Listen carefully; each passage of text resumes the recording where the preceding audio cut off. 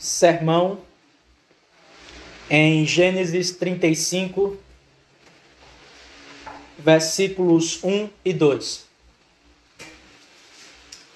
Sermão em Gênesis 35, versículos 1 e 2.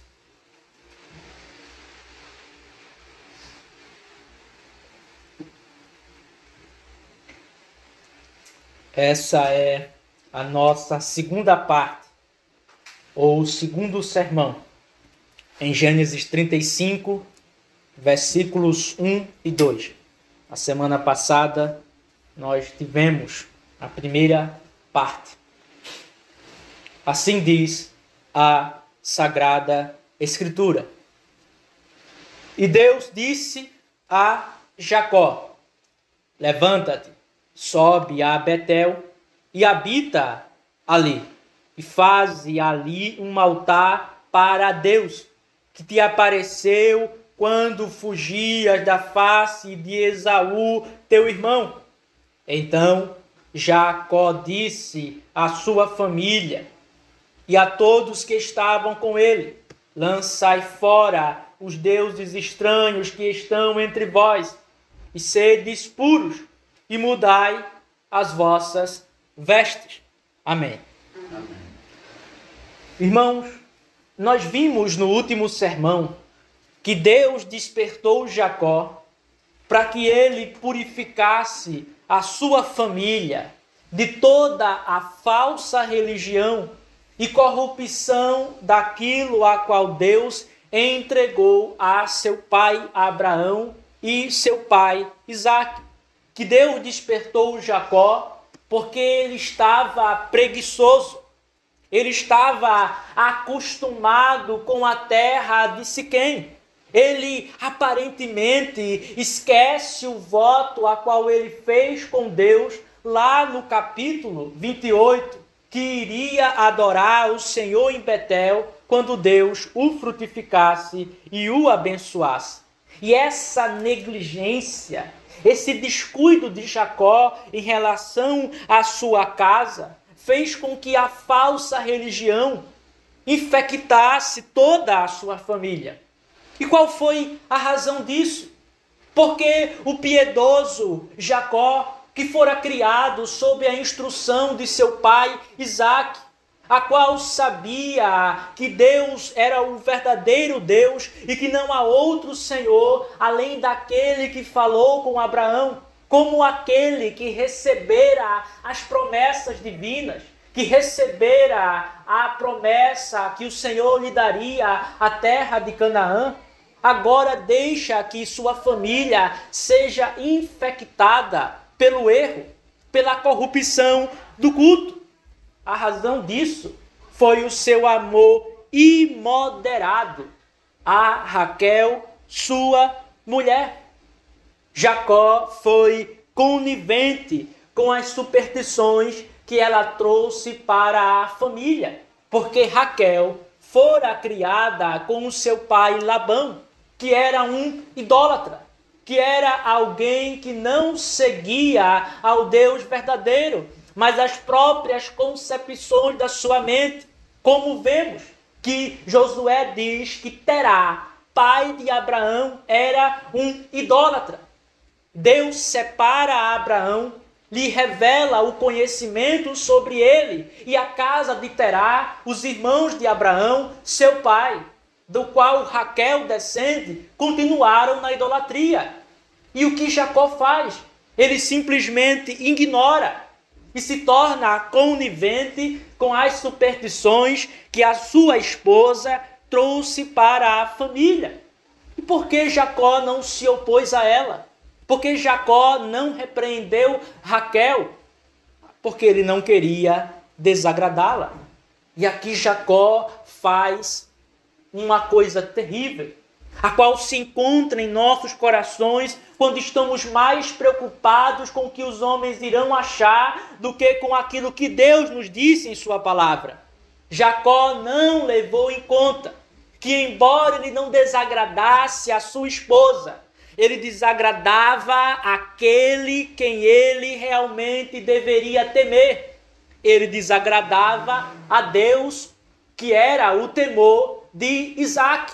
Enquanto Isaac foi conhecido por ser o piedoso patriarca que temia a Deus e que estava tão preocupado se seus passos e seus caminhos iriam agradá-lo ou não, aqui Jacó não é visto copiando ou imitando o exemplo correto de seu pai, que teme a Deus. Ele é visto como alguém cujo temor é a sua própria esposa, por receio de irritá-la, por covardia em não repreendê-la. Ele colocou não somente em perigo a segurança física da sua família, porque uma vez que eles mantinham a corrupção do culto a Deus, Deus os privara da proteção divina, mas ele coloca em risco toda a segurança espiritual da família, todo o bem e a condição da igreja por uma conveniência, a sua esposa Raquel, por concordar e se recusar a repreendê-la. Vejam o mal e a terrível praga que é o temor pelos homens.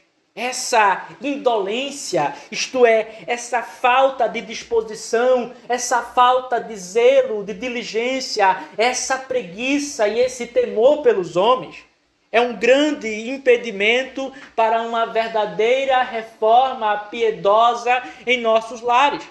Os homens temem as suas esposas, não querem contradizê-las em seus caminhos errôneos, não querem dizer que elas estão pecando contra Deus por aderirem à religião inventada. Isso é realmente algo estranho. A saber, que o homem que foi criado para ser temido e reverenciado pela mulher, seja quem teme a ela. O apóstolo Paulo disse em Efésios capítulo 5, versículo 33, e a esposa reverencie o seu marido. Homens não receberam o dever de Deus de reverenciar ou temer as suas esposas. Mas aqui vemos o contrário em Jacó.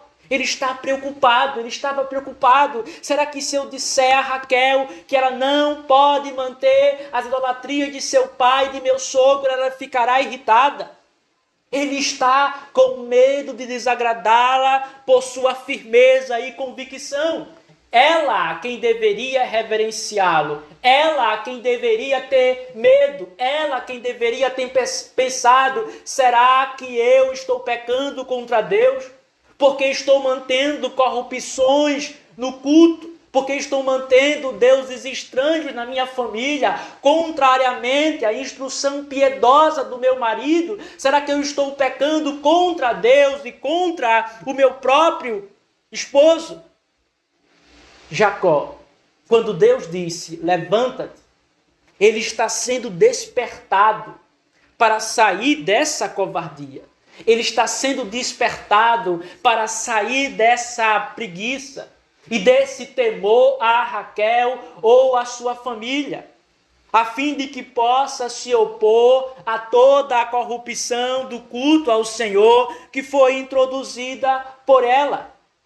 É necessário que sejamos despertados.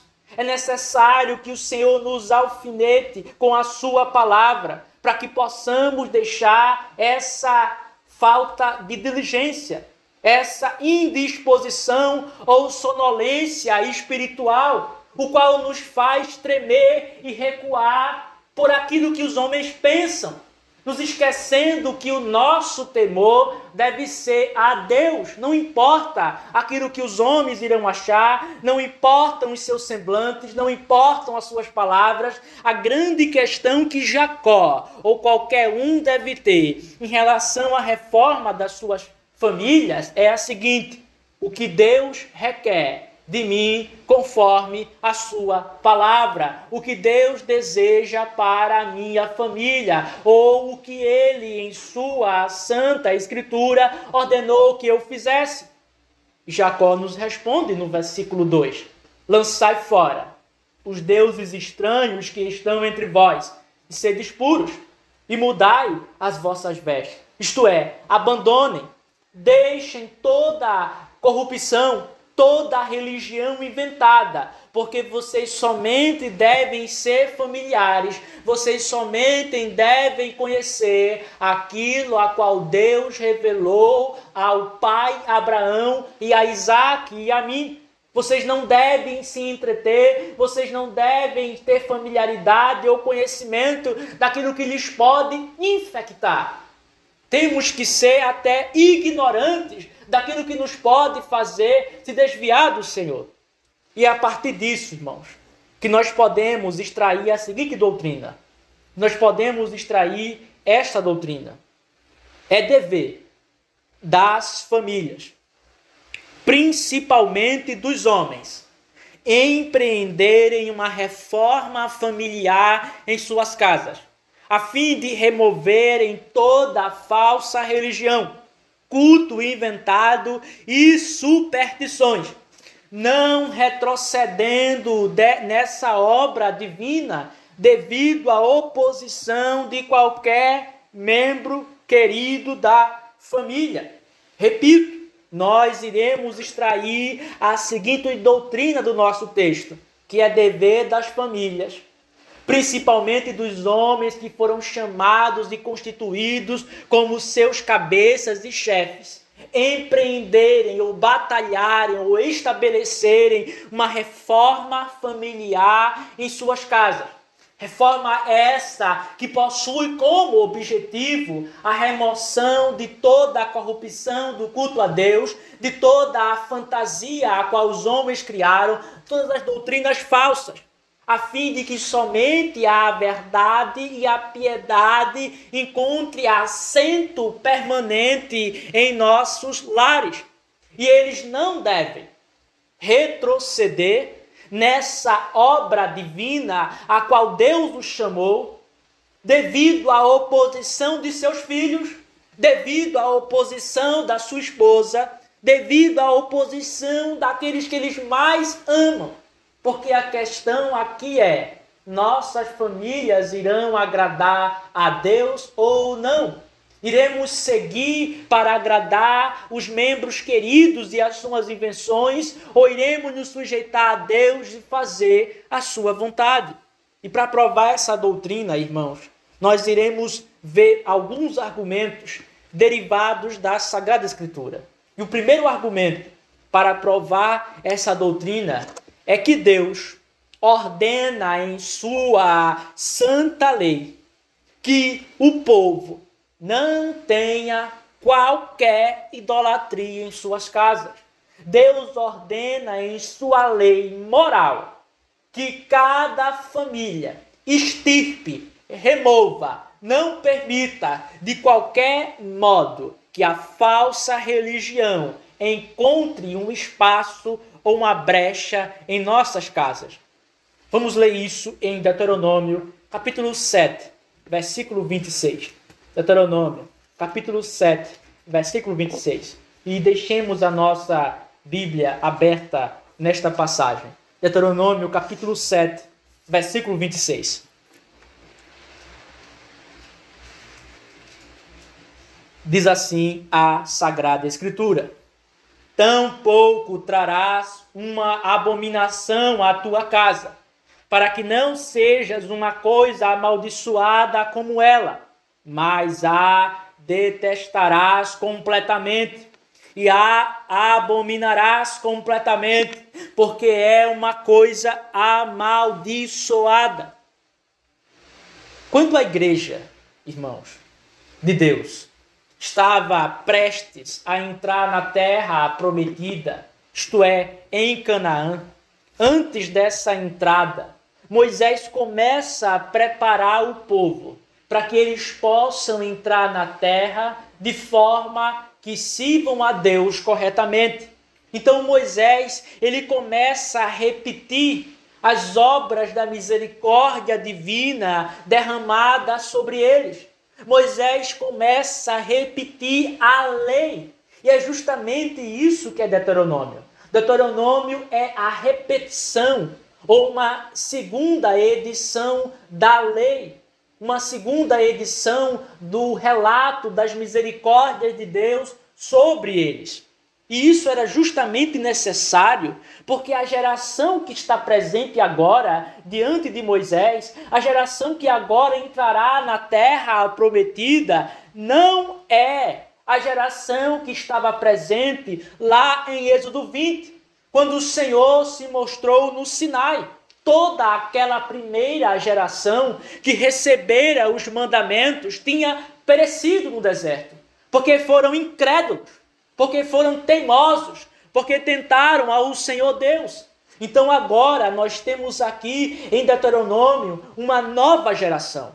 Uma geração que se levantou, mas que não recebera aquela revelação profunda da lei no Sinai. Uma geração que não viu muito dos acontecimentos terríveis e maravilhosos que o Senhor executou no deserto. Eles precisavam de uma impressão profunda da lei sobre eles. Eles precisavam saber quais eram as condições, quais eram os preceitos para que pudessem desfrutar corretamente de Canaã. Então Moisés irá repetir aquilo que ele já tinha falado à primeira geração, para que essa nova geração agora saiba quais são as condições, quais são os mandamentos que Deus requer para que eles se comportem na terra da promessa de forma agradável a Deus. Mas tudo isso tem um objetivo maior. Lembrem-se, irmãos, que Deus, lá em Êxodo 19, Êxodo 20, Deus faz um pacto com o povo. Em Deuteronômio 29, nós vemos Deus renovando esse pacto com aquela geração. Então, Deuteronômio funciona antes do pacto ser renovado, Deus estipulando, Deus mostrando qual deveria ser o comportamento, como deveria ser a vida daqueles que estão em pacto com Deus, daqueles que estão em uma aliança com Ele. E uma das leis que é dada para o povo é que eles deveriam purificar toda a terra da idolatria pagã. Eles deveriam entrar na terra e exterminar todo o culto falso e remover tudo aquilo que tinha aparência de superstição no meio deles. E isso seria um sinal de uma verdadeira vitória. A vitória do povo não era meramente se eles conquistassem a terra e expulsassem os povos pagãos. A vitória do povo seria se eles removessem tudo aquilo que era falso e corrompia a religião. Porque Canaã não foi dada ao povo somente para que eles tivessem um local fixo para morarem.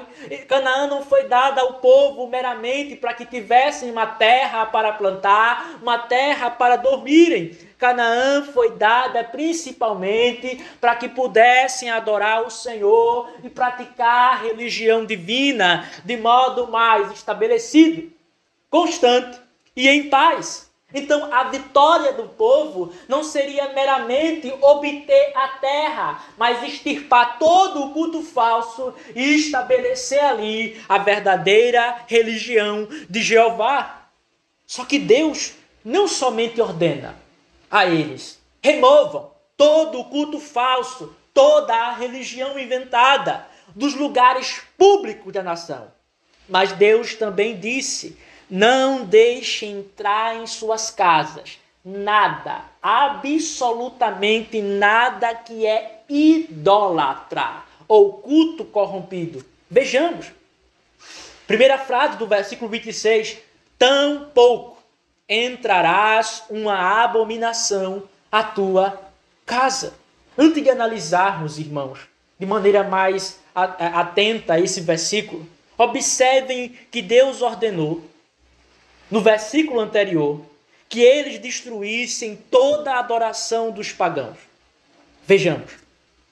As imagens de escultura, versículo 25. As imagens de escultura de seus deuses queimarás com fogo. Não desejarás a prata ou ouro que houver nelas, nem os tomará para ti, para que não te sirvam de armadilha, porque é uma abominação para o Senhor teu Deus. Vejam, eles deveriam batalhar e eles tinham a obrigação de extirparem, de removerem todo o culto falso que havia na terra. E a razão que Deus dá para isso é porque se eles mantivessem qualquer superstição, qualquer coisa da religião inventada dos pagãos, isso seria uma armadilha para levá-los a pecar e se distanciar do culto prescrito por Deus. Deus diz aqui claramente, para que não te sirvam de armadilha. Porque se eles mantivessem a superstição, eles poderiam pensar, vejam que formas interessantes de culto. Veja como isso nos deixa mais alegres, ou como isso nos deixa mais dispostos, porque não podemos copiar essas formas de adoração a qual o Senhor não nos deu, mas vamos colocar no culto a Ele. E depois, porque o pecado, uma vez que ele abre uma brecha, ele irá se introduzir completamente. Uma vez que eles começassem a copiar a forma não ordenada para o culto ao Senhor, era somente uma questão de tempo para que eles pensassem, por que não podemos adorar aos deuses pagãos? Por que não podemos servir a Baal, a Assaré, todas as abominações dos cananeus? Mas observem também que eles estavam totalmente proibidos de reaproveitarem qualquer material que foi usado no culto falso. Deus proíbe eles de reaproveitarem o ouro e a prata que foi usado para confeccionar os ídolos. Embora esses materiais, esses metais, sejam parte da criação divina, porque foi Deus quem criou o ouro e a prata, eles foram totalmente pervertidos com a idolatria. Deus não queria que houvesse no meio do povo qualquer coisa que os fizesse lembrar ou que estivesse associada à corrupção da adoração e da religião. E talvez, e muito certo, na verdade, que alguns dentro do povo pensassem o seguinte: ora, nós não iremos manter nenhuma forma de culto falso, ou de superstição, ou monumento de idolatria nos lugares públicos da nação. Em nossas praças, em nossas cidades, nas portas dos nossos lugares, não haverá nenhum monumento de idolatria. Mas está tudo bem se eu abrigar em minhas casas um pouco de corrupção, ou de coisas que podem me levar à falsa adoração. Veja, não há problema algum em manter tais coisas no lar, porque elas não eram expostas ao público. Não há problema algum, porque os outros não irão ver. Não há problema algum, porque os outros não irão saber. Mas aqui, Deus, no versículo 26, proíbe expressamente que qualquer membro do seu povo acolha, traga em seus lares qualquer monumento da idolatria, da falsa religião, ou que possa suscitar em sua casa a corrupção da religião prescrita por Deus na Escritura. É interessante, irmãos, que notemos aqui a palavra que Moisés usa: tampouco trarás. A palavra aqui, trazer, no original, essa palavra está em um modo que nós chamamos de causativo.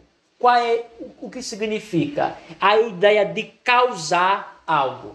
Então, vamos entender assim: Moisés está proibindo o povo de causar, ou de alguma forma permitir a entrada da falsa religião em suas casas. E a palavra, nesse modo a qual ela está no fio, ela também abrange guiar, direcionar ou conduzir. Então, o que Moisés aqui está proibindo não é meramente eu pegar um poste ídolo e trazer para a minha casa, mas Moisés está proibindo que nós não podemos liderar ou direcionar as nossas famílias, de modo que isso cause, direta ou indiretamente, o acolhimento ou o abraçar de superstições e perversão do verdadeiro culto ao Senhor. A palavra aqui não é meramente quando alguém faz algo ativamente ou positivamente, mas quando ela deixa ou permite ou cause, seja por influência direta ou por influência indireta, que a corrupção entre em sua casa. Esse mandamento é muito mais amplo do que podemos pensar à primeira vista. Deus, repito, não está meramente proibindo que tragamos algo que perverte a religião para a nossa casa. Mas ele está proibindo ou dizendo, não devemos, seja de modo proposital ou por ignorância, causar a entrada da idolatria em nossas famílias. Porque nós não somos culpados meramente se ativamente trazemos algo pecaminoso, mas se por negligência deixarmos algo corrupto entrar em nossos lares. Observemos o caso de Jacó e Raquel. Raquel era culpada por ativamente trazer ídolos, terafins para dentro da sua família. Mas Jacó era culpado, não por ativamente fazer isso, mas por negligência, preguiça e acomodação, não ter repreendido a sua esposa e impedido que o seu lar fosse contaminado. Ambos quebraram a lei, porque Deus não somente coloca a culpa sobre aqueles que fazem algo no sentido ativo, mas todos aqueles que de alguma forma direcionam, guiam ou conduzem as suas casas para que ela acolha, se afeiçoe ou ame aquilo que ele não ordenou. Prestem atenção aqui, irmãos, que nós somos culpados. Nós podemos ser culpados pela falsa religião que existe em nossas casas quando indiretamente abrimos uma brecha para tais coisas. Deixe-me dar alguns exemplos. Se nós vemos que alguém deu a nossos filhos algum livro com uma imagem de qualquer pessoa da Santíssima Trindade, uma imagem de Deus o Pai, ou uma imagem de Deus o Filho, nosso Senhor Jesus, ou uma imagem do Deus do Espírito Santo, não devemos fechar os olhos, nem devemos sorrir constrangidos ou ignorar, mas devemos recusar, devemos dizer não. Minha família não compactua com a quebra do segundo mandamento, porque Deus disse, não farás para ti imagem de escultura, nem semelhança alguma. Não irei aceitar esta concepção carnal, maligna e que deprecia a divindade em minha casa. Devemos dizer, minha família não é amiga da quebra do segundo mandamento. Talvez alguém diga, mas é um presente pecaminoso. Tampouco entrarás uma abominação à tua casa. Todas as imagens de Deus são abominações, porque o fazem ser semelhante à criação, depreciam a sua glória, tiram dele a sua divindade. Talvez nós iremos receber um cartão da abominação chamada Natal. Devemos rejeitar completamente, porque nossas casas não celebram as fantasias dos homens. Não celebramos o Natal. Como iremos aceitar cartões de Natal? Como iremos aceitar decorações dessa festa não ordenada? Tampouco trarás uma abominação à tua casa. E talvez alguns tentem. Ora, vamos ouvir um louvor a Deus. Vamos cantar essa composição humana. Coloque, por favor, aqui no som da casa este hino composto pelos homens. Essa música não ordenada. Não aceitemos de modo algum. Mas digamos, nesta casa cantamos para o louvor a Deus, somente o que ele instituiu. Ou seja, os salmos de Davi. Lançai fora, irmãos, todas as coisas de nossas famílias, de nossos lares, que Deus não ordenou na Escritura. Mas enquanto fazemos que não vemos, enquanto guiamos as nossas casas como se essas coisas não fossem reais ou como se elas fossem pequenas, devemos saber que temos pecado contra o Senhor, que somos culpados de trazer a falsa religião para o nosso lar e que somos cúmplices da falsa religião, do culto inventado que se propaga em toda a nação. Nós somos a semente do apodrecimento da religião no país, porque é em nossa casa que começa a superstição e nós não temos batalhado contra ela, mas trazido mais. Somos cúmplices da queda e da corrupção do culto a Deus, a qual a maioria tem seguido. E essas coisas tornam as nossas casas odiosas diante do Senhor. Veja como Moisés prossegue. Tampouco entrarás uma abominação à tua casa, para que não seja uma coisa amaldiçoada como ela. Nossas casas, quando abrigam um falso culto, quando abrigam a idolatria, elas se tornam amaldiçoadas.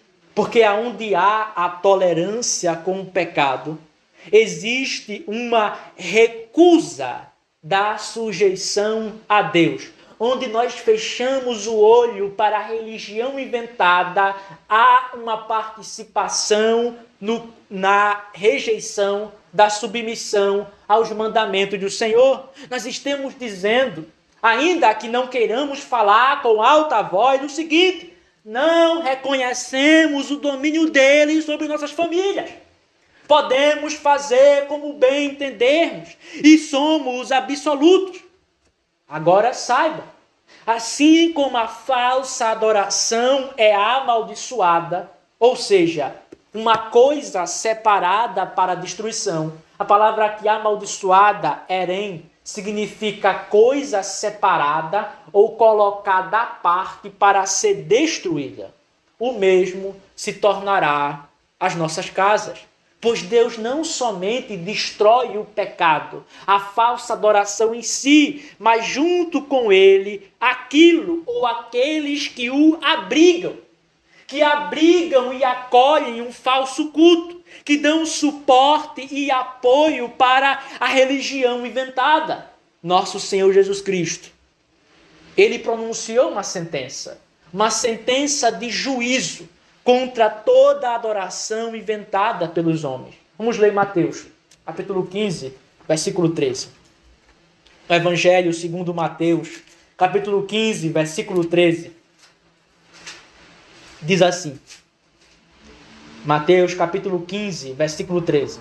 Mas ele, respondendo, disse: toda a planta que meu Pai Celeste não plantou será arrancada.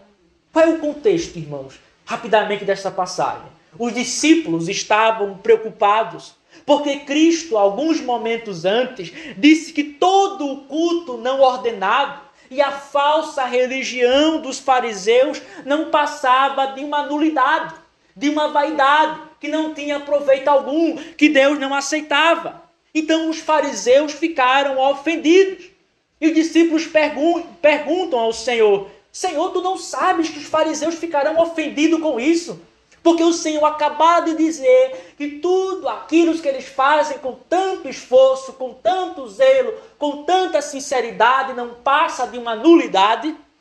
Jesus, nosso Senhor, mostra que não tem preocupação alguma com o desgosto ou o desagrado que a verdade causou nos fariseus.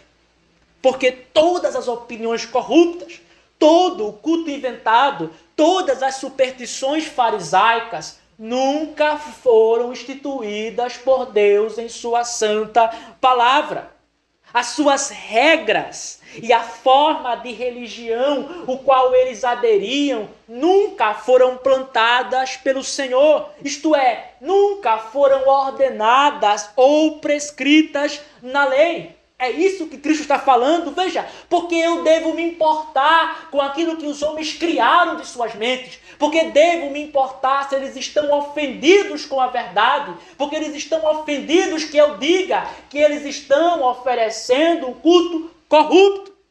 Tudo aquilo a qual meu pai não plantou, isto é, que meu pai não instituiu, que meu pai não ordenou em sua palavra, que meu pai não prescreveu ao seu povo, irá perecer, não deve permanecer. Cristo aqui está dizendo que todo culto falso deve ser destruído. Deus irá destruir todas as falsidades, toda a falsa doutrina, todo culto inventado é uma coisa amaldiçoada, isto é, que carrega a sentença divina que Deus irá destruir. Pensemos, por exemplo, nas abominações dos falsos dias de festas, como o Natal, a Páscoa ou os hinos humanos. Todas essas coisas são coisas imundas, coisas amaldiçoadas, os quais no devido tempo Deus extirpará de toda a terra e de todos os seus santos e da sua igreja e do seu povo fiel.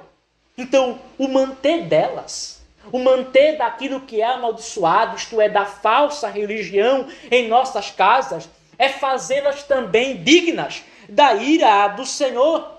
Deus aqui está dizendo, não traga coisas amaldiçoadas da falsa religião, da idolatria para as suas casas. Porque se vocês fizerem assim como elas são separadas por mim, para no devido tempo eu a destruí-las, vossas casas também serão consumidas, vossas casas também sofrerão o furor da minha ira. Se Jacó não removesse a falsa religião da sua família, ele não poderia ter segurança alguma de chegar em paz e sem danos a Betel. Nós vimos no sermão passado que Jacó estava preocupado em extirpar toda a falsa religião de sua casa, porque ele sabia que Deus o privaria da proteção enquanto ele fosse cúmplice com o culto não ordenado e com a religião inventada. Eles seriam destruídos na viagem pelos cananeus irados, devido ao que Levi e Simeão fizeram ao povo de Siquém, porque eles estariam privados da proteção de Deus se não extirpassem, se não removessem do seu meio aquilo que é corrupto. Agora, qual deve ser a nossa atitude em relação à falsa religião? Qual deve ser a nossa posição para que não sejamos tentados a abrigar a falsa religião em nossas casas? Porque talvez alguns digam, mas eu acho tão bonito, tão agradável, tão interessante essas formas, o qual as igrejas adoram a Deus, porque eu não posso trazê-las para minha casa. Embora não façamos aqui na Assembleia dos Santos, eu posso fazer em minha casa. O qual deve ser a nossa atitude? Deus disse, vamos voltar, Deuteronômio 7, 26. Mas a detestarás completamente e a abominarás completamente, porque é uma coisa amaldiçoada. A primeira atitude a qual o Senhor nos ordena é que devemos detestar. E a palavra aqui, sacás, significa, irmãos, uma forte rejeição, uma espécie de antipatia, porque algo é sujo, porque algo é impuro. Essa mesma palavra é usada lá em Levítico capítulo 11, versículo 13, para dizer ao povo que eles devem considerar certos animais eles devem detestar ou abominar certos animais. Ou seja, vejam esses animais como impuros, como sujos. Vejamos lá, Levítico capítulo 11, versículo 13. Diz assim, Levítico 11, 13. E estas são as coisas que abominareis entre as aves, não serão consumidas, são uma abominação: a águia e o quebrantoço e o chofrango. Veja, a palavra aqui para abominar é a mesma palavra que Moisés usa para detestar. Essa palavra carrega a ideia de se opor fortemente a algo porque é sujo, porque é impuro, porque é imundo. Eles deveriam olhar para aqueles animais que, embora não houvesse nada neles mesmos que os impedisse, mas porque Deus proibiu, como impuros, como sujos, como algo que lhes causasse repugnância. Mas Deus não somente diz que devemos detestar, mas ele prossegue: vocês devem abominar. E a palavra aqui para abominar é tab. E o que essa palavra significa? Qual é a diferença dela com detestar? A palavra aqui, irmãos, ela carrega a ideia de ódio e aversão. Que você odeia e tem tanta aversão por algo que a despreza. Detestar nos lembra que devemos ter nojo do culto corrompido. E abominar nos lembra que devemos odiar porque aquilo é vil ou mal. Então Deus está falando aqui o remédio para que vocês não abriguem em vossas casas o culto, a idolatria e a religião inventada é que vocês devem ter nojo. Quando vocês virem as decorações do Natal, da Páscoa, as músicas inventadas, vocês não devem pensar: veja que coisas bonitas. Quando virem imagens de nosso Jesus Cristo, não devem dizer: veja que belas expressões artísticas. Mas nojo, ódio, aversão. E isso é mais ainda afirmado porque veja como Deus diz através de Moisés: detestarás completamente e as abominarás completamente. É muito interessante, irmãos, que completamente no original é a repetição da palavra. Ou seja, é como se no original tivesse assim: mas irá detestar, detestar. Mas você irá abominar, abominar. A palavra detestar é 2 vezes repetida e a palavra abominar é 2 vezes repetida. Ou seja, vocês devem ter completa aversão, completo ódio, completo nojo. Normalmente, na língua hebraica, quando uma palavra é repetida, isso é para dar ênfase, isso é para dar força. Por exemplo, quando vemos que é dito santo, santo, santo, é o Senhor Deus dos exércitos.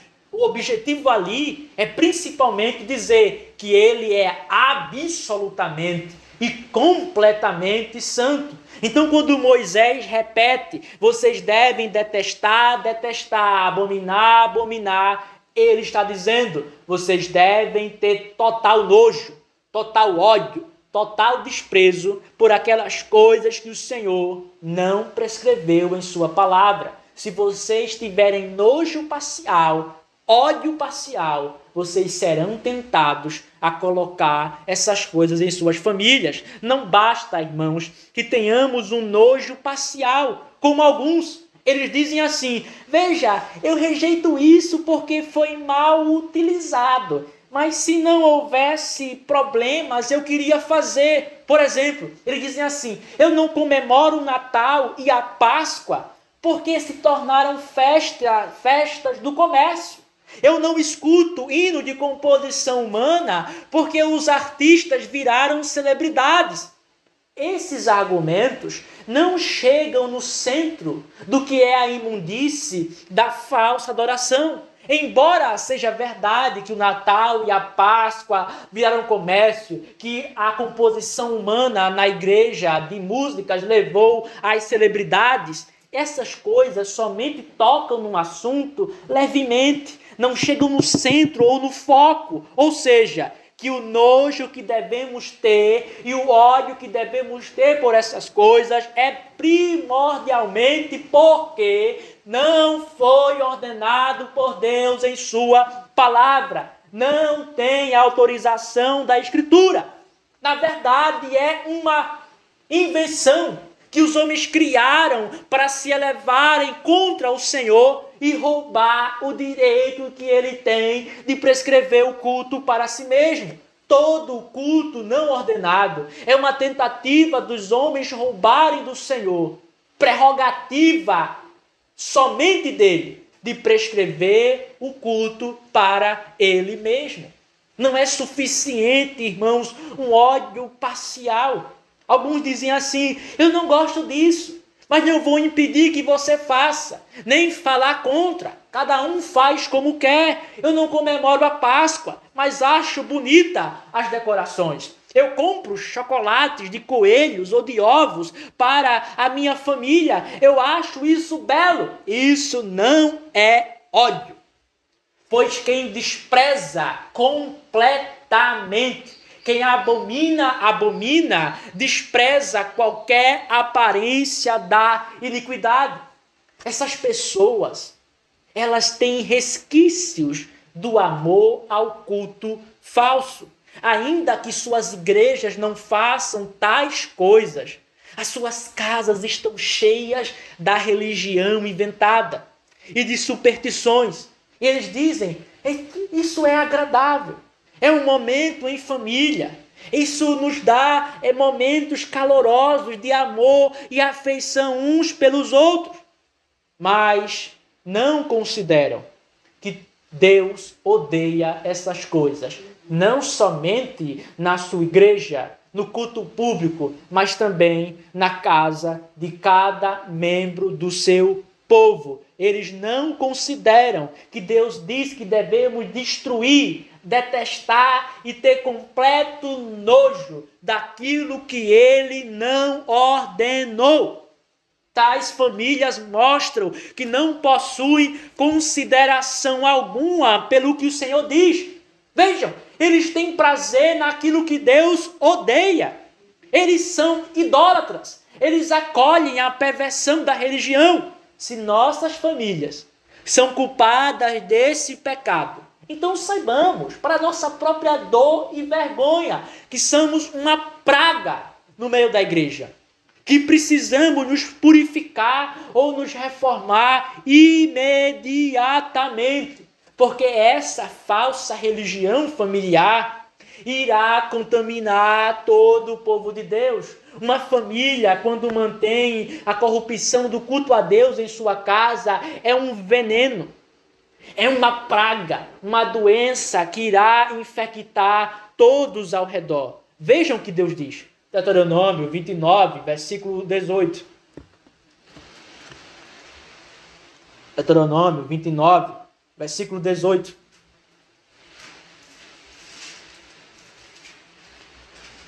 Para que não haja entre vós nem mulher, para que não haja entre vós homem, nem mulher, nem família, nem tribo, cujo coração se desvie hoje do Senhor nosso Deus, para ir e servir os deuses dessas nações, para que não haja entre vós uma raiz que produza a fel e a absinto. Isto é, não deixe que entre vós nem pessoa individual, nem família ou tribo se desvie do Senhor, porque isso é praga, isso é veneno, isso irá causar a destruição da nação, da igreja de Deus.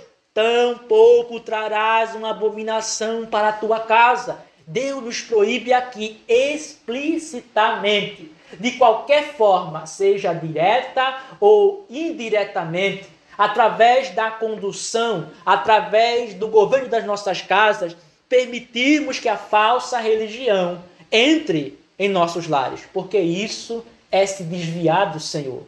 Nós não somos somente obrigados a obedecer a Deus quando estamos ao público ou quando estamos com outras pessoas, mas em nossas casas, quando há somente os nossos familiares, deve haver a pura religião de Jeová. O segundo argumento, irmãos, é que Deus ordena que não podemos permitir o engano das falsas doutrinas em nossas famílias. Para isso, vamos ler o Salmo 101, versículo 7. Não, que Deus ordena que não podemos permitir o engano das falsas doutrinas em nossa família. Salmo 101, versículo 7.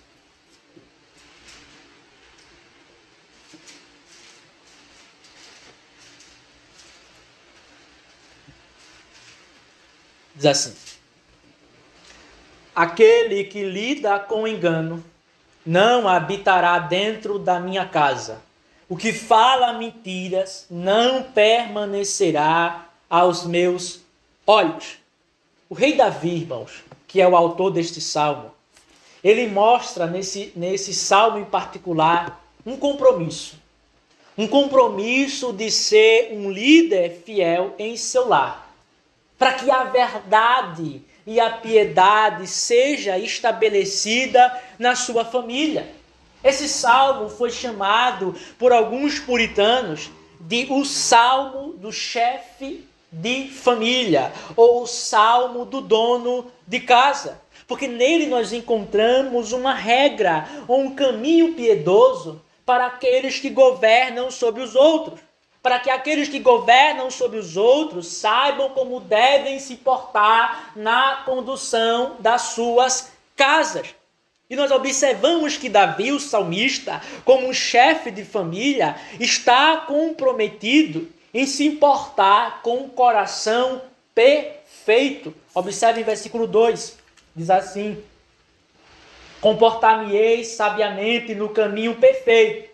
Ó, quando virás a mim, andarei em minha casa com um coração perfeito. A palavra aqui perfeito significa integridade, pelo qual o homem faz o que é correto e honesto e de acordo com o que Deus disse por temor a ele e com sinceridade. Davi diz: eu não irei fazer algo por razões políticas. Eu não irei fazer algo porque eu quero obter algum bem, ou por razões egoístas, por razões mundanas, por razões políticas, para agradar cicrano ou para agradar fulano. Eu irei andar de maneira íntegra, irei obedecer a Deus sinceramente, porque temo o seu nome. E essa resolução o leva necessariamente a estar preocupado com a reforma, ou que nada contamine a sua família. Mas veja com quem Davi começa, com ele mesmo. Ele diz que se afastará de toda coisa maligna. Vejam o versículo 3. Não porei coisa maligna diante dos meus olhos.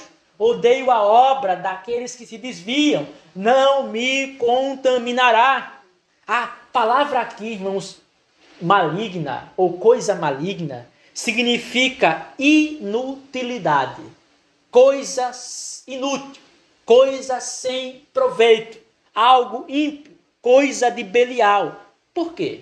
Um homem jamais irá reformar verdadeiramente a sua família enquanto ele estiver seduzido com as vaidades, isto é, com as coisas vãs do mundo, porque ele será a própria porta pelo qual a impiedade entra em sua casa. Um homem, ele deve ser, todo homem, marido, ele deve ser uma espécie de muro que cerca a família para que ela não seja contaminada com o mundanismo, com a moda terrena.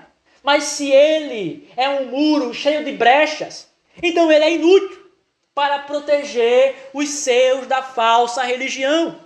E se ele expõe a si mesmo, expõe os seus olhos, os seus ouvidos, o seu corpo para coisas sem proveito, coisas ímpias, ele não passa de um muro vazado. Ele não tem utilidade para protegê-los e para proteger sua esposa e seus filhos da corrupção. Vejam que espécie de homens nós temos, em sua maioria, na igreja em nossos tempos. Homens que sabem mais sobre futebol do que sobre as doutrinas das Escrituras Sagradas. Homens que podem falar de seus políticos preferidos, ou até mesmo em nossa condição horrível, sodomita. Homens que se dedicam a falar de roupas, de vestes, de estilos e de moda, mas não conseguem por 15 minutos instruir sua família na religião, não conseguem guiar suas casas no culto doméstico. Esses homens podem passar horas assistindo filmes imundos, violentos, blasfemos, mas no momento do culto público estão sonolentos. Sua esposa e seus filhos veem um exemplo daquele que deveria ser o líder, dormindo no culto público. Vejam um grande exemplo dos homens em nossos tempos. Os homens devem entender o seguinte, que o líder da família precisa ser primeiro religioso e piedoso, para depois empreender uma profunda reforma em seu lar. Davi começa: eu mesmo não porei nada inútil, nada vaidoso, nada sem proveito, nada ímpio aos meus olhos. Eu irei cortar tudo aquilo que é inútil, para que eu possa me devotar totalmente a conduzir a minha família para mais próxima do Senhor, de Cristo. Os homens devem começar a reforma primeiro neles, sendo piedosos e religiosos, para poderem depois reformar as suas famílias. É esse o padrão aqui de Davi. Mas observem também que Davi, ele não termina a reforma nele mesmo. Ele está preocupado que nada corrompa a sua família. E é isso que vemos no versículo 7. Aquele que lida com engano não habitará dentro da minha casa. Davi não queria que houvesse uma mistura na sua casa entre a verdade de Deus e as mentiras dos homens. Que não houvesse uma mistura entre a religião ordenada por Deus na Escritura e as superstições, porque isso causaria a destruição do seu lar. Pois se ele deixar que o erro crie raízes, se ele deixar que o erro encontre a mínima brecha e tenha livre entrada entre os seus, isso os fará, em pouco tempo, que eles professem e abracem a religião falsa, abandonem o caminho da piedade. Veja o que Davi diz: ele não permitirá que aquele que lida, a palavra que significa aquele que faz, aquele que trabalha, aquele cujo material ou cujas obras da sua mão é a mentira. Ele não permitirá que aquele que faz, que mente, que trabalha com a mentira, se sente, estabeleça ou habite. A palavra aqui habitará e a sabe, não é somente alguém que está permanentemente ou fixamente, mas pode ser alguém que se assenta e depois sai. Alguém que vem em um momento e depois vai embora. Davi diz: não, eu não deixarei que qualquer mentiroso venha, se assente, se estabeleça ou habite no meio da minha casa. Ou seja, os chefes de família devem estar sempre vigilantes e cuidadosos para que nenhum mentiroso receba qualquer apoio dele ou se introduza em sua casa. Mas qual é a mentira a qual Davi aqui está preocupado? É principalmente a mentira que diz respeito à religião. Porque se Davi estivesse meramente preocupado com as fraudes e os enganos que os homens fazem em relação às coisas terrenas, Davi seria um homem carnal, que somente estaria preocupado com a sua família em relação às coisas dessa vida. Não! Davi é um homem piedoso, segundo o coração de Deus. Ele está preocupado com aquelas mentiras que envolvem a corrupção da sã doutrina, aquelas mentiras que envolvem a destruição do culto ordenado por Deus. Se ele deixar que qualquer mentira, no que diz respeito à religião, entre em seu lar, isso será uma praga. Veja, se um pai ou um marido, ou um homem, tem todo o cuidado para que nenhuma doença entre a sua família, ou que ninguém infectado com alguma doença corporal entre a sua casa, para não contaminar os seus, quanto mais ele deve estar preocupado e vigilante para que o erro na religião, a praga da doutrina falsa, não contamine a sua casa. O erro na religião é uma doença que o homem não pode tolerar de modo algum, porque isso irá destruir todos os seus, irá destruir sua esposa, irá destruir os seus filhos. O apóstolo Paulo, em Gálatas, capítulo 5, versículo 9, diz: um pouco de fermento leveda toda a massa.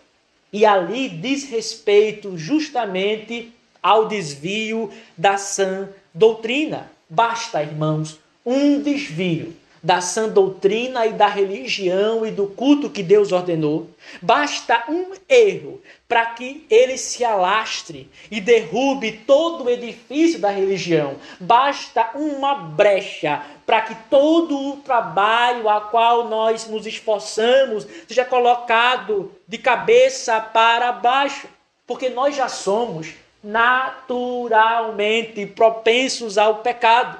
Então, quando uma brecha é aberta, quando uma mentira infecta a alma, nós facilmente seguiremos toda a enchente de erro que vem a seguir. E esse é um método extremamente danoso de Satanás. Porque quando os pequenos erros adentram em nossa casa, ou quando eles são insinuados às nossas esposas ou aos nossos filhos, normalmente os homens ignoram. Eles dizem, é um pequeno erro, é um pequeno desvio, e não oferecem uma resistência adequada ao ataque. Então, quando eles se deparam, existe agora uma ferida enorme. Agora, as suas mulheres querem debater, querem discutir, querem falar e ensinar na igreja. As crianças começam a proferir blasfêmias, começam a fazer perguntas ímpias, que são escondidas sob o pretexto de infantilidade. Todos estão querendo abraçar doutrinas que favorecem os seus pecados. Tudo vira um caos. Por quê? Porque no início, naquela pequena brecha, não oferecemos uma resistência adequada. Vejam para os nossos tempos, irmãos. Eles disseram, devemos assimilar a cultura do país, que é em sua maioria o quê? Pagã e papista. Devemos cristianizar as coisas do mundo. Eles disseram, as nossas crianças precisam de um ensino lúdico, brincalhão, cheio de imagens. Vamos ensinar nossas filhas que elas devem ser mulheres de sucesso, empresárias, professoras. As músicas na igreja têm que ser mais animadas, com melodias que façam as pessoas ficarem mais alegres, adequada à modernidade, à juventude, à jovialidade. O que isso gerou? Eu direi, crianças estúpidas, crianças emburrecidas, que não são capazes de aprender coisas abstratas, crianças que quando ouvem o nome Cristo, imaginam uma falsa imagem, crianças que quando ouvem o nome Espírito Santo, imaginam uma concepção carnal, que não ficam alegres, mas ficaram entediadas com a catequese, que quando dizem e ouvem, vocês serão instruídos no catecismo, ficam tristes, entediadas, porque não haverá brincadeiras, porque não haverá jogos. Eles são ignorantes da religião. Vejam, o que causou, o que eles falaram sobre nossas filhas, nossas meninas, mulheres que abandonaram o casamento, mulheres que abandonaram a maternidade, que disseram, não queremos ser mães, queremos ser mulheres de sucesso, ir para o mundo. Agora nós somos uma nação cheia de feministas, nós somos uma nação com baixa taxa de natalidade. O Brasil nunca teve tantas poucas crianças como há agora, em número de crescimento, ao aumento dos divórcios, A maioria dos estados brasileiros nem sequer tem uma taxa média de 30 anos de casamento. Não se passa de 15 ou até de 10. As igrejas com as músicas carnais se tornaram imundas. Hinos cheios de falsa doutrina, de heresias. Há uma podridão espiritual porque no início não demos uma resistência adequada. Deixemos esses enganos entrarem. Agora, devemos nos perguntar aqui, irmãos, quem são aqueles que deturpam a religião e cujos métodos são tão perigosos? Quem são aqueles que devemos estar preocupados para que não entrem em nossa casa? Os ministros infiéis. Porque o diabo não usa oponentes abertos para desviar os cristãos da verdade, mas ele usa homens dentro da igreja visível para que nos apartemos do culto que Deus ordenou e da religião que foi prescrita. Ele usará homens que têm uma grande exibição de bom comportamento, mas quando olhamos de perto, qual é a religião que há neles? Superstição, culto inventado, doutrina de suas mentes. E eles procuram que esses homens infectar os outros, impedir que nossas casas se reformem, impedir o recebimento e o crescimento da verdade em qualquer lugar que eles estiverem. Se você vê um ministro infiel, há um propósito nele: impedir o crescimento da verdade em qualquer um que ele possa exercer influência. O apóstolo Pedro, inspirado pelo Espírito Santo, disse, segunda epístola, capítulo 2, versículo 1, mas também houve falsos profetas entre o povo, assim como entre vós haverá falsos mestres. Essa é uma praga que a igreja sempre terá que batalhar. Homens de dentro do nosso meio que ensinam falsidades. Não são inimigos externos, são inimigos internos que estão dentro da igreja para ensinar o culto falso, para obstruir o curso da verdade. Eles dirão o seguinte: você não deve ir tão longe na reforma. Existe muita gente piedosa que não concorda com isso. Esses são assuntos controversos. Cantar somente os salmos, não ter instrumentos musicais, aderir ao governo presbiteral, aderir ao testemunho pactuado é assunto controverso. Não existe posição certa. Não ensine a sua esposa que ela deve cobrir a cabeça. Não ensine a sua casa que vocês devem cantar somente os salmos. Rapaz, não prive a sua família do jantar de Natal, de dar um presente ao seu filho na Páscoa. Você quer ser mais reformado do que todo mundo. Se os homens fossem como Davi, eles não permitiriam esses ensinos mentirosos. Eles diriam: calai a boca, lançai fora, saí da minha casa, vós mentirosos, retardatários da religião, declinantes, apóstatas, desertores da verdade. Porque é a obrigação de todo chefe da família impedir que a falsidade entre em seu lar. É a obrigação dele conhecer bem e completamente o que e quem os membros da sua casa têm escutado. Eles não devem permitir que a mentira ganhe um assento no coração de suas mulheres, no coração dos seus filhos. O homem deve banir de sua casa todos os meios pelos quais os erros e as doutrinas falsas possam adentrar na família. Isso, irmãos, nos leva a um ponto especial ao nosso tempo. Isso nos leva a um ponto delicado para uma época de ceticismo, para uma época qual não há verdade, cada um pode pensar como quiser, não pode haver firmeza, porque isso vai magoar o outro. Todo chefe de família deve lançar fora da sua casa a audição ocasional. Jacó disse: lançai fora os deuses estranhos que há entre vós. Os homens devem dizer para a sua casa: lançai fora todas as ministrações pregações ou ensinos de pastores corruptos, isto é, aqueles que não aderem e professam a religião em sua completude conosco. Vejamos o que Deus fala através do profeta Jeremias. Jeremias 23, versículo 16. Jeremias 23, 16.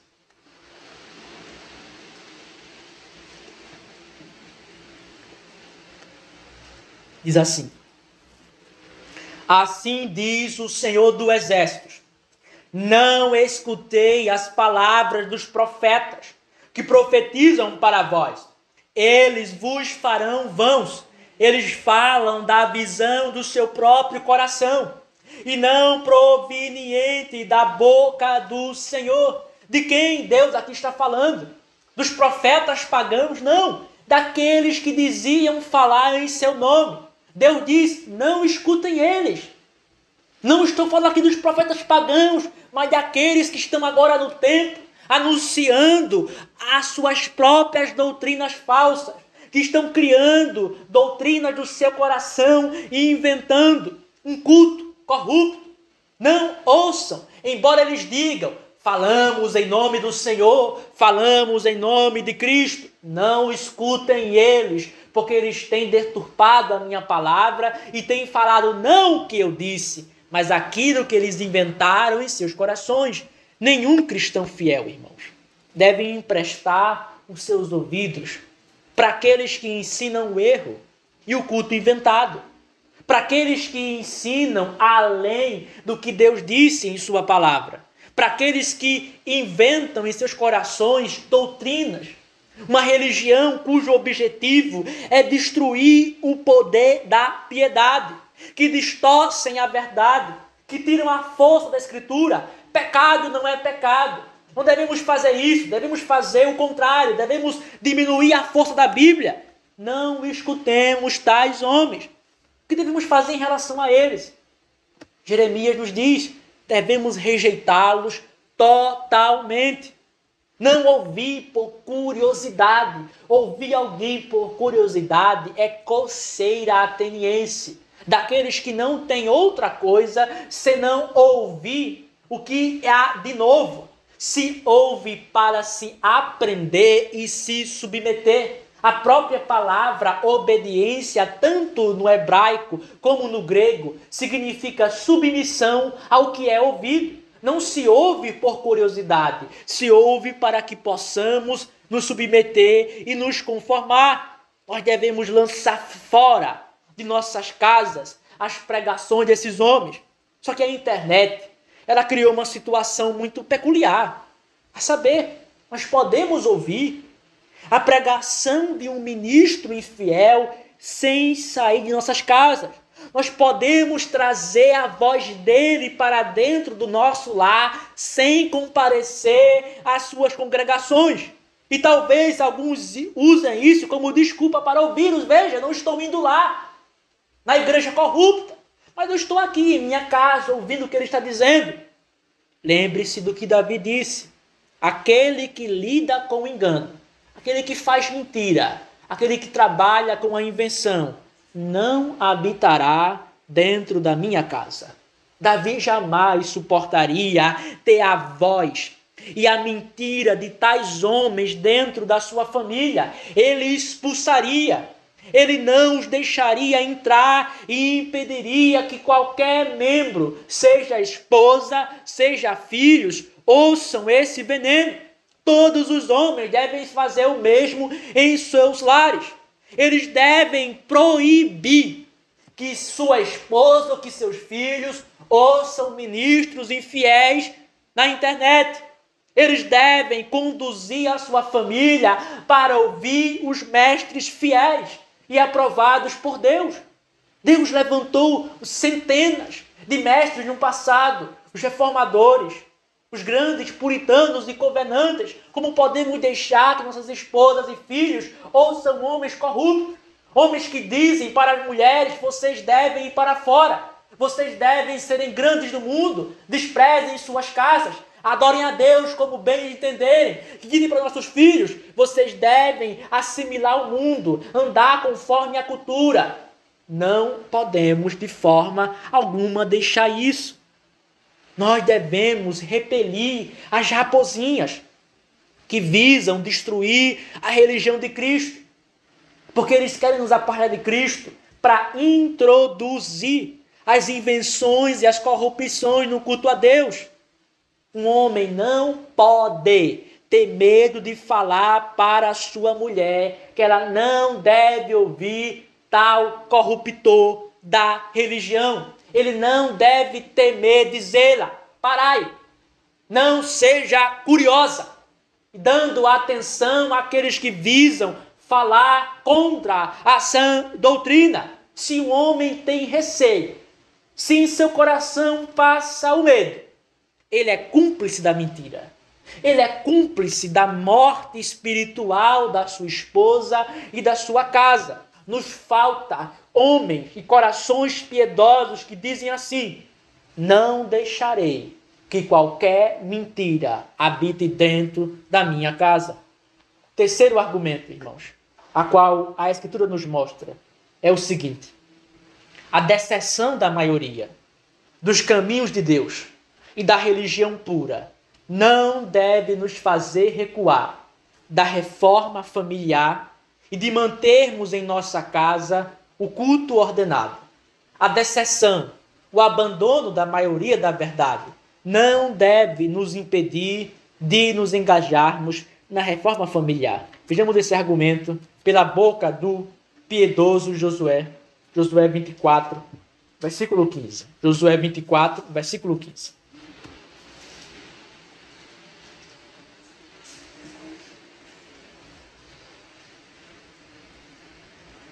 Diz assim: e se vos parecer mal servir ao Senhor, escolhei neste dia a quem servireis, se aos deuses que vossos pais serviram, os quais estavam do outro lado do rio, ou aos deuses dos amorreus, em cuja terra habitais. Porém, quanto a mim e a minha casa, nós serviremos ao Senhor. O piedoso Josué, irmãos, perto do final da sua vida, ele convoca o povo para questioná-los, para inquiri-los se eles abraçariam a verdadeira religião prescrita por Deus na lei ou não. Porque não seria uma genuína obediência do povo se eles obedecessem meramente porque lhes foi imposto. Eles deveriam mostrar que escolhiam voluntária, deliberada e racionalmente. Eles deveriam abraçar sinceramente ao Senhor para que pudessem servi-lo conforme Ele deseja em sua palavra. Então Josué coloca diante deles os dois, o Senhor Jeová e a sua religião, a religião verdadeira, ou os falsos deuses e as suas abominações, e o seu culto corrupto, e o seu culto inventado. Porque não existe meio termo. Não existe incredulidade.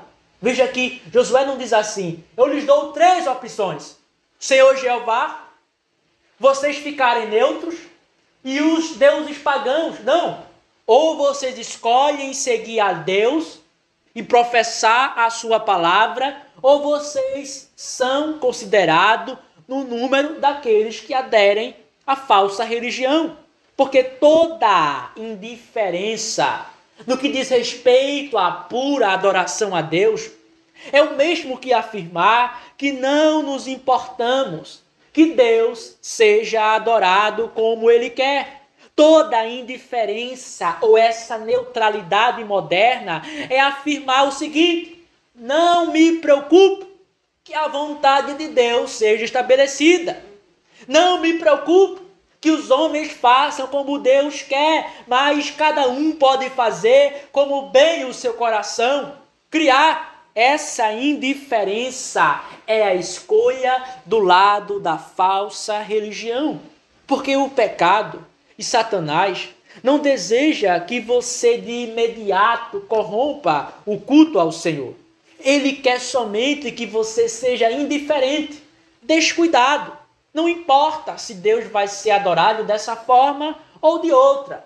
Para ele, e já basta que você não se importe ou que não tenha uma posição firme e convicta.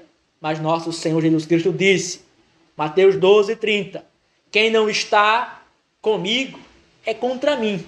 Quem comigo não junta, espalha. Em Cristo não há neutralidade. Ou estamos do seu lado, promovendo o culto verdadeiro e a religião ordenada, ou estamos do outro lado, apoiando o culto falso e a religião inventada. Mas quando os homens resolvem se apartar de Deus e do culto ordenado, eles alegam motivos para isso. Veja o que Josué diz. E se vos parecer mal servir ao Senhor. É como se Josué falasse assim, e se vocês pensarem que é irracional, ou se parecer para você desgostoso servir ao Senhor, o que Josué está aqui pressupondo é que os homens podem alegar, ou que os homens têm alegado razões para se recusarem a servir a Deus. Eles dirão o seguinte, é irracional negarmos a nós mesmos, a negarmos nossas ideias, a negarmos nossas vontades. Eles dirão, é muito estrito estarmos vinculados tão fortemente ao que Deus disse na Escritura. Veja, é mal não inserir nossas ideias, desperdiçar nossos talentos, fazer somente o que o Senhor ordenou para o seu culto. Eles vão dizer, isso é fanatismo, isso é querer ser puro demais, isso é farisaísmo. Então, segundo eles, o que é o melhor? Para eles é mal fazer o que Deus ordenou. O que é o melhor? Seguirem as invenções de seus corações. Terem liberdade para serem e fazerem o que sua natureza corrupta dizem. Para usar seus talentos naquilo que Deus não ordenou. Porque para os homens carnais é uma dor, é um fardo, é um suplício servir ao Senhor conforme a prescrição da Sagrada Escritura. Se não for do jeito deles, se não for do modo como eles pensam, eles nunca estarão satisfeitos. Se Deus disse, vocês não podem cantar outros cânticos além dos meus salmos. Eles dizem, mas Senhor, eu tenho o talento de compor músicas, porque eu não posso usar? Isso parece muito mal, isso é fanatismo. Parece mal servir ao Senhor. Esses homens, irmãos, são homens carnais, cujo objetivo não é agradar a Deus, mas satisfazer a eles mesmos. Agora, se o povo estava hesitante, se o povo estava pensativo, tal como na época também de Elias no futuro, aqui no tempo de Josué, a qual Elias diz, até quando vós cocheareis em dois pensamentos? Se o Senhor é Deus, o seguiu. Se é Baal, o seguiu. Se o povo estava hesitante, se o povo estava pensativo, alguns desejando seguir as abominações da falsa religião, Josué, o piedoso Josué, como chefe de família, diz, qual será a posição da sua casa, ainda que todos eles, todos os seus irmãos, as tribos, ou a maioria escolhesse seguir os falsos deuses, ele e todos aqueles que estão sob o seu governo familiar continuariam servindo a Deus. E esse servir a Deus, a qual Josué aqui diz, eu e minha casa, nós serviremos ao Senhor, ele é imediatamente aquela adoração e culto estabelecido por Deus em sua lei. Porque vejam, quando o povo escolhesse os falsos deuses, o que eles fariam logo de imediato? Adorá-los. Iriam adorar e participar do culto corrupto. Mas Josué disse que não, eu e minha casa serviremos ao Senhor. Isto é, nós iremos aderir àquela adoração e àquele culto a qual Deus entregou ao servo Moisés, a qual Deus entregou na lei. Josué está dizendo assim, ainda que todos vocês abandonem ao Senhor, ainda que todos vocês deixem a sua lei, Onde a minha autoridade tem mais força, a pura adoração a Deus irá continuar. Observe que Josué não se importa se os outros não irão fazer. Josué não se importa se a multidão irá desertar. Ele está convicto do seu dever e irá até o fim com a sua família na profissão da verdadeira religião. Ó, irmãos, vejam que tempos terríveis e obscuros são os nossos. Nós não devemos ficar preocupados se a fidelidade de nossas famílias é vista como algo diferente, como algo singular, por aqueles que declinam, por aqueles que são infiéis. Não devemos ficar atraídos para abandonar o culto ordenado, com o objetivo de nos conformarmos à maioria, de nadarmos no curso da maré.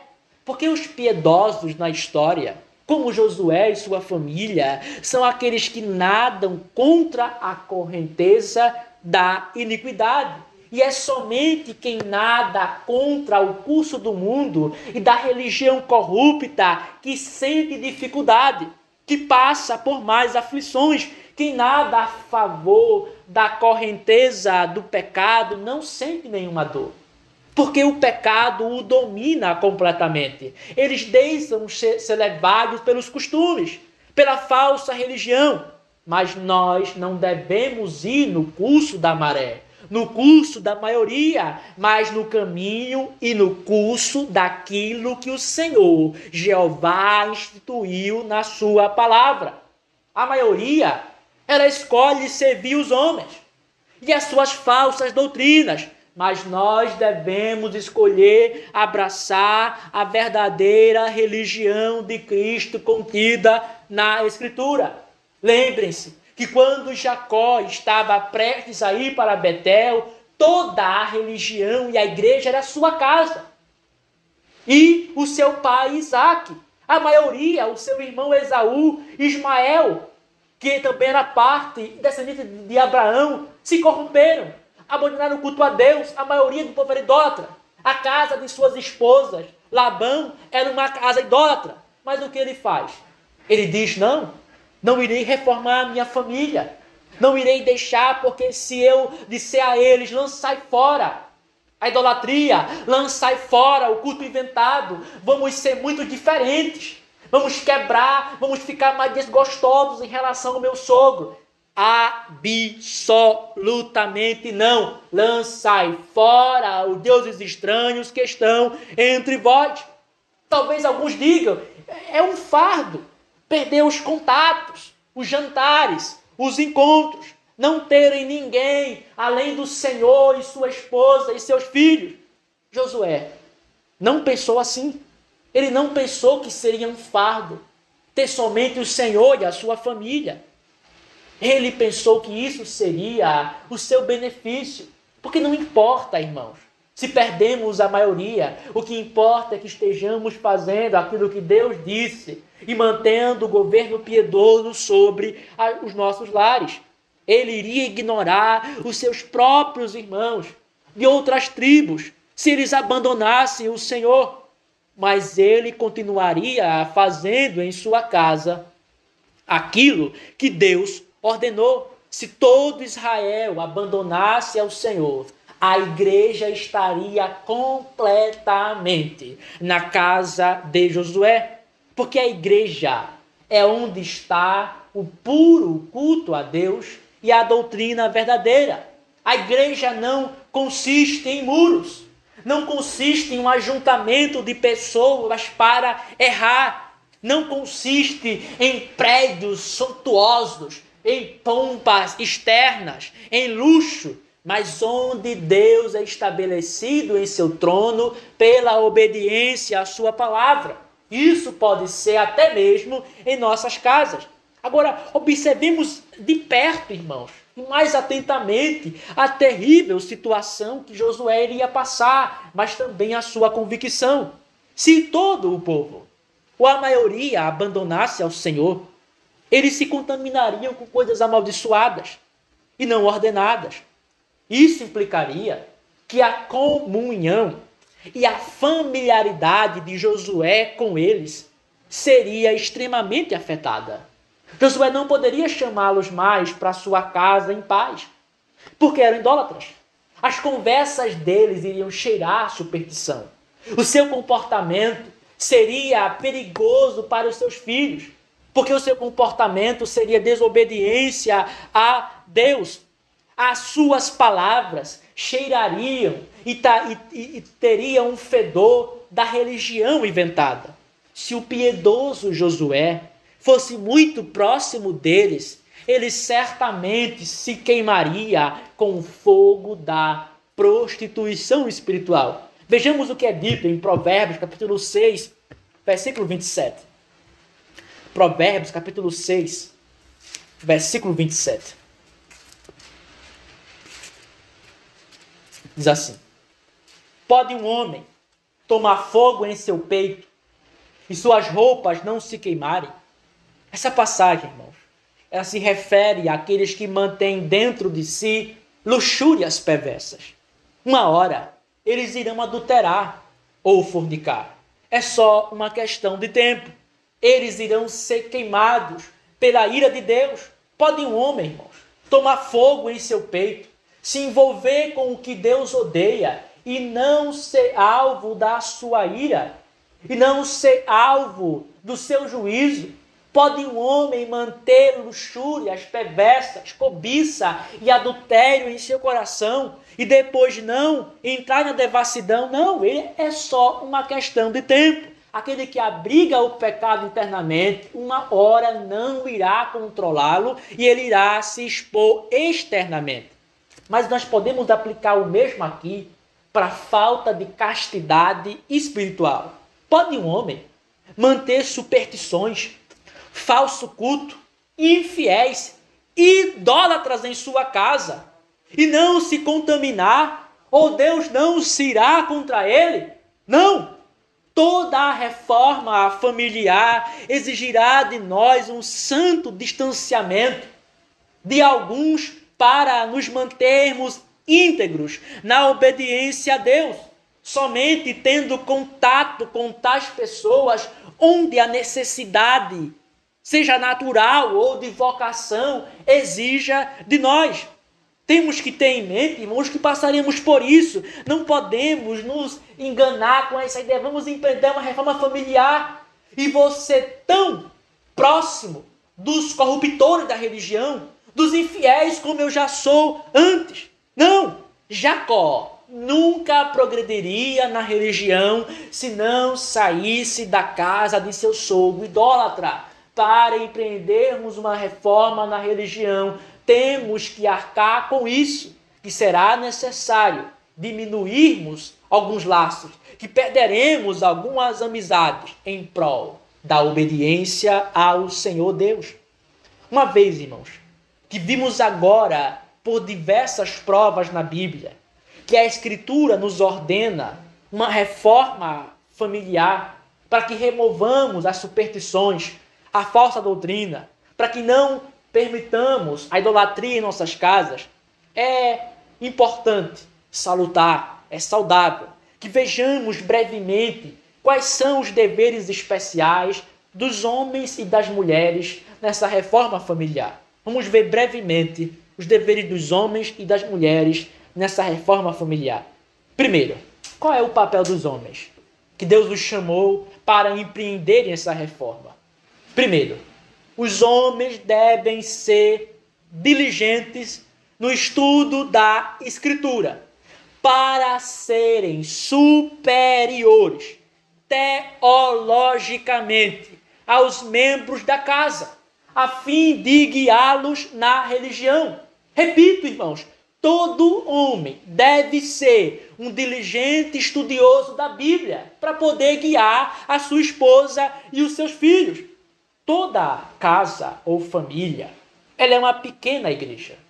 E nessa igreja familiar, o homem é ou deve ser uma espécie de ministro para eles. Um profeta para ler, catequizar e aplicar com descrição a Escritura para eles. Deus disse Deuteronômio 6:7. Vamos ler. Deuteronômio 6:7. Deus disse: e as ensinará diligentemente a teus filhos, e falará delas, quando te assentares em tua casa, e quando andares pelo caminho, e quando te deitares, e quando te levantares. Esse dever recai especialmente sobre os homens. Os homens são os responsáveis para despertar o entendimento e as afeições de toda a casa para aprenderem os mandamentos de Deus. Os homens devem fazer com que as doutrinas sejam o principal assunto das conversas. Eles devem liderar o culto doméstico. Mas se os homens são ignorantes na Escritura, se eles não conhecem a religião pura, como eles poderão guiar suas casas na piedade? Como eles irão ensinar seus filhos as doutrinas? Como eles irão reformar suas esposas quando eles são estúpidos quanto à religião pura? O apóstolo Paulo diz o seguinte. Vamos ler. 1 Coríntios, capítulo 14, versículo 35. 1 Coríntios 14, 35.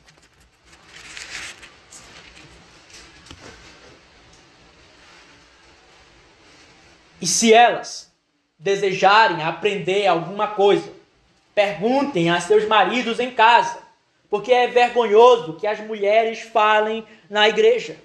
Aqui, irmãos, existe um ponto que é infelizmente esquecido e que prejudica muitíssimo entre nós o levantamento de uma reforma piedosa. Veja, se é o dever da mulher perguntar ao marido em casa aquilo que ela tem dúvidas sobre a religião, sobre a doutrina, então deve ser a preocupação. E é dever dele se esforçar para ser capaz de respondê-la. Não há aqui somente um dever para as mulheres, que procurem a instrução de seus maridos, que não falem na igreja, mas que busquem na boca de seus maridos a instrução. Não há somente esse dever. Aqui está pressuposto que os homens devem se esforçar e que é dever deles serem capazes de responder às suas mulheres. Um homem deve ser superior teologicamente à sua mulher para instruí-la. Ele deve ter mais conhecimento da Escritura e da religião do que ela. Do contrário, quem irá instruir é ela. Ela quem irá guiar a casa. Isso vai inverter toda a ordem divina. Todo homem deve trabalhar seriamente para conhecer as doutrinas da Escritura, para que possa liderar sua casa na religião, para que possa perceber os desvios que se iniciam e impedi-los de modo imediato.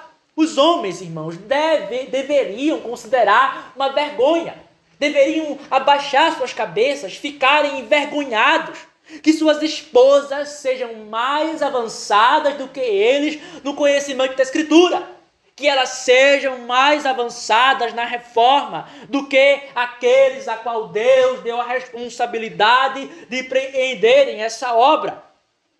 Eles fecham as suas bocas para as ouvirem.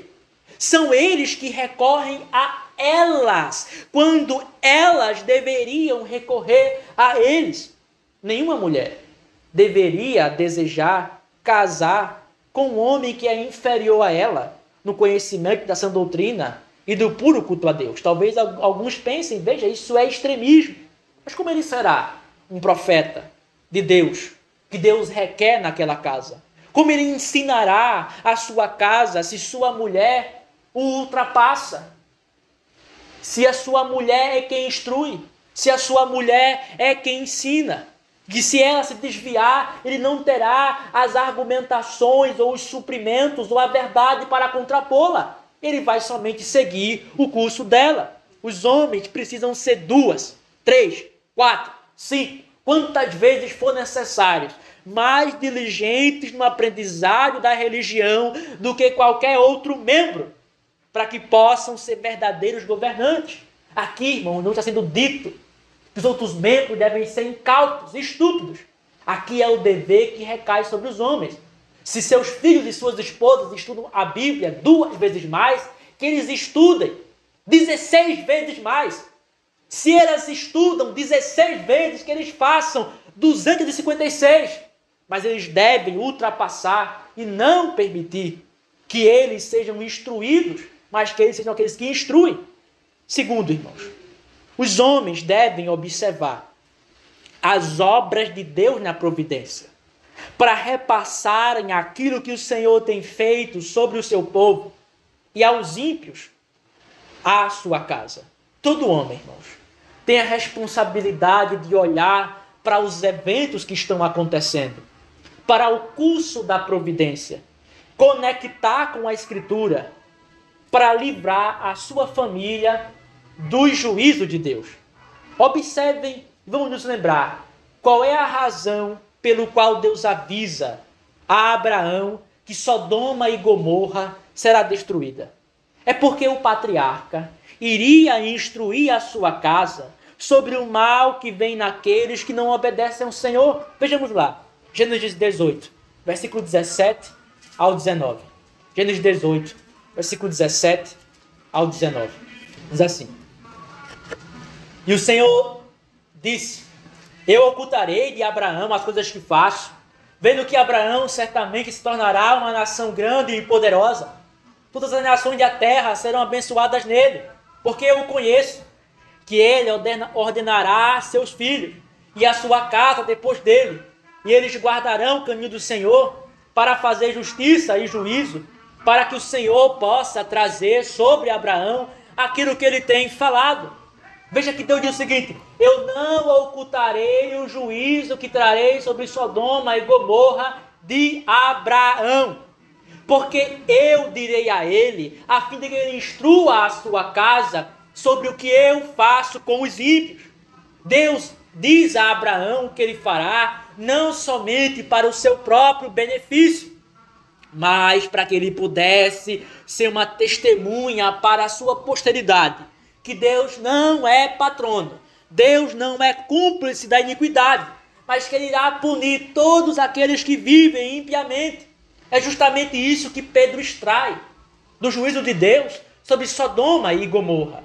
Os homens devem olhar para a providência, devem ver na história as obras de Deus, para que possam empreender uma reforma mais cuidadosa, para que vejam quais são os juízos de Deus para livrar as suas casas, para que a sua posteridade possa temer mais a Deus e avançar na piedade. A obrigação dos homens não é somente ensinar a lei, mas também o testemunho. O que é o testemunho? São as obras de Deus em favor do seu povo. Lá no Salmo 78, versículo 5, o salmista diz que o Senhor estabeleceu uma lei e um testemunho em Jacó e ordenou que os pais fizessem conhecidas a seus filhos. Os homens não estão somente obrigados a ensinar, faça ou não faça aquilo, mas ensinar o que Deus tem feito em favor do seu povo e o que Deus tem executado sobre os povos pagãos, a fim de que eles possam temer a Deus. Mas essa cegueira em relação à providência gera uma posteridade que, primeiro, que desconhece a misericórdia do Senhor para com o seu povo. Veja lá em Juízes, se levantou uma geração que não conhecia as obras do Senhor, que eram ignorantes sobre o que Deus fez. Uma geração incrédula, uma geração que foi para a idolatria, uma geração que não conhece os juízos divinos, que pensa que não existe um juiz sobre toda a terra, uma geração que não tem receio de pecar e de se envolverem com a falsa religião. Os homens devem ensinar para a sua família não somente a lei, mas a história da igreja. Agora, irmãos, para terminarmos, vamos ver quais são os papéis das mulheres. Primeiro, as mulheres devem se conformar teológica e praticamente aos seus maridos. Uma vez que Deus ordenou aos homens guiarem as suas famílias na religião e no culto ordenado, isso significa que as mulheres devem se submeter aos seus maridos nesse trabalho piedoso. Vejam lá Tito, capítulo 2, versículo 5. Tito, capítulo 2, versículo 5. A serem discretas, castas, cuidadosas da casa, bondosas, obedientes a seus maridos, a fim de que a palavra de Deus não seja blasfemada, uma vez que Jacó manda toda a sua família lançar fora. A religião falsa é agora a obrigação ainda dupla de Raquel, de Lia ou de qualquer um dos seus filhos, extirpar e lançar fora todo o culto inventado. Vejam, irmãos, quando uma autoridade subordinada nos dá uma ordem, mesmo que a sua ordem seja já aquilo que Deus nos disse em sua palavra, agora há uma dupla vinculação sobre nós. Deus e a autoridade que Deus instituiu que nos fala aquilo. Quando Jacó disse, lançai fora dos estranhos que estão entre vós, era a ordem de Deus, mas também era a ordem de Jacó com a autoridade e o governo a qual Deus lhe deu sobre a sua casa. As mulheres devem obedecer aos seus maridos, devem pensar o seguinte: se eu não se submeter à reforma familiar, eu estarei desobedecendo a Deus e ao meu marido, que é o instrumento que o Senhor levantou para reformar e remover o culto falso da família. A palavra aqui para obediência é hipotasso. É a mesma palavra que Paulo usa para sujeitai-vos ou submissão. A palavra hipotasso é a junção de duas. Hipo, que significa abaixo ou sobre, e tasso significa ordem, determinação ou estabelecimento. Ou seja, as mulheres elas devem agir, pensar, comportar-se sob a ordem de seus maridos. Isso é submissão. Submissão não é como a massa efeminada diz, uma mesma missão. Submissão é uma mulher colocar-se abaixo, em mente, em vontade, em afeições, a vontade e a determinação de seus maridos. É claro que isso diz respeito em tudo aquilo que é correto e não pecaminoso. E essa estrutura natural da criação não foi abolida pelo cristianismo. O cristianismo jamais anulou a submissão das mulheres aos seus maridos. Essa submissão das mulheres deve incluir a submissão à reforma familiar. Elas não devem se opor, elas não devem questionar, elas não devem criar razões, elas não devem criar desculpas nem pretextos para empatarem a obra da reforma nas suas casas. Raquel não poderia falar, Jacó, eu aprendi assim, eu fui idólatra, deixe-me continuar fazendo isso. Não, ela deveria se sujeitar à ordem de seu marido, se submeter à extirpação do culto falso do meio da família. Só que aqui existe uma sutileza feminina, existe um arrebio feminino. É que elas avançarão na reforma de seus maridos até onde mesmo elas querem. Isso não é submissão. Fazer o que eu já queria anteriormente não prova verdadeiramente a obediência. A obediência é testada quando vermos que aquela mulher que se arroga no mundo afora como submissa irá se reformar, irá se submeter ao seu marido quando ele contradizer ela, quando ele mostrar que ela precisa deixar tais pecados e atacar os gostos vaidosos que ela abriga com tanto cuidado. É muito fácil dizer que iremos nos submeter naquilo que nós já queremos fazer. Isso não é uma verdadeira submissão. Se ela se levantar contra o seu marido, quando ele começar a atacar e remover o culto falso a qual ela tanto ama, ela mostra que nunca foi submissa, nem obediente, mas sempre pensou e agiu por si mesma. Ela só gostava que houvesse alguém, o seu marido, que dissesse algo para ela se sentir mais segura no que ela já queria. É quando houver diferença de julgamento que veremos a genuína submissão.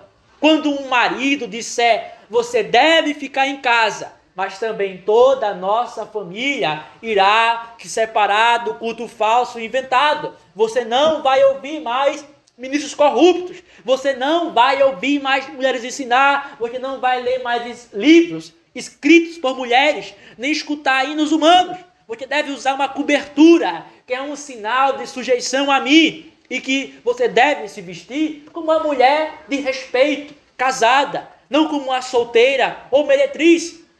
Se elas se levantarem contra, mostram que nunca foram submissas. Mas se elas forem piedosas, ficarão felizes. Ficarão felizes, irmãos, porque Deus lhe deu maridos tão cuidadosos com as suas almas e tementes a Ele. Segundo o dever das mulheres, as mulheres elas devem parar de ouvir falsos mestres e outros sedutores, a fim de que possam ser alimentadas com a religião verdadeira. As mulheres, por serem um sexo mais fraco, são mais facilmente envolvidas e levadas pelas ilusões dos falsos mestres. Satanás sabia desde o início isso. E por isso que ele atacou quem? Adão? Não, ele atacou Eva. Porque as mulheres são mais facilmente levadas, são mais facilmente iludidas. Então Satanás e seus vassalos, os falsos mestres, fazem o mesmo. Eles não atacam, primeiramente, cristãos fortes, fundamentados, judiciosos e perspicazes, mas aqueles que são mais fracos e flexíveis. Veja, não é ruim em si mesmo a fragilidade e a mulher ser flexível, mas é absolutamente danoso quando ela é flexível e aberta para ouvir o erro e não a verdade, para ouvir a mentira e a religião das fantasias e não os seus maridos e os ministros fiéis. E esses homens falsos, eles se aproveitam das inclinações pecaminosas que elas têm para insinuarem o erro. Vejamos lá, 2 Timóteo 3,6. Porque deles fazem parte os que entram sorrateiramente nas casas e levam cativas mulheres tolas, carregadas de pecados, levadas por várias concupiscências. Como esses mestres, irmãos, falsos fazem? Eles dizem assim: vossos maridos são muito rígidos, farisaicos, dominadores. Eles ficam falando disso, de culto puro, de não ouvir outras mulheres, de ouvir a Escritura Sagrada, de ler ministros fiéis. Veja, você não precisa de tudo isso.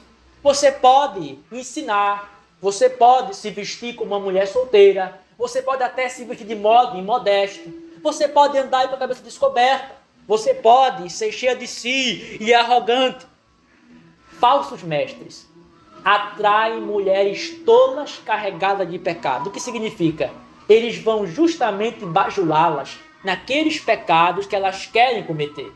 Agora veja, o que é mais fácil para elas? Ouvir seus maridos que dizem, não façam isso, Deus não permite. Ouvir aqueles que dizem, façamos isso, faça, não há problema algum, ele é muito dominador. Toda mulher deve deixar de ouvir sedutores, bajuladores, para se apegar somente àqueles que dizem a verdade, que embora seja dolorida no início, é muito mais proveitosa para a piedade. Fiéis são as feridas de um amigo, mas os beijos de um inimigo são enganosos. Provérbios 26:6. É melhor a repreensão piedosa do seu marido do que o beijo do falso mestre, que irá guiá-la para o inferno, que lhe vê como um objeto, para depois até mesmo seduzi-la. Vejam, irmãos, se quisermos iniciar uma reforma familiar verdadeira, profunda, e fazermos como Jacó, que ordenou a sua casa e tirou tudo aquilo que era estranho à religião, que Deus revelou. Nós não podemos entrar nisso sem um plano certo, sem um plano definido. Nós temos que investigar na Escritura como Cristo deseja que removamos dos nossos lares aquilo que não é agradável à sua vontade, que removamos de nossas casas aquilo que ele não se agrada, para que não sejamos parciais, não abandonemos somente as superstições grosseiras, mas também temos que abandonar os canais pelos quais a falsa doutrina chega em nossas famílias. Quando nós nos arrependemos de modo genuíno e verdadeiro de nossos pecados, isso nos levará a uma reforma em nossas casas. Lá em Jó 22, 23 diz assim: se tu voltares ao Todo-Poderoso, serás edificado. Tu colocarás a iniquidade para longe dos teus tabernáculos. Quando nós voltarmos ao Senhor, nos submetermos a Ele, é imprescindível, é obrigatório que nos engajemos em uma reforma das nossas casas.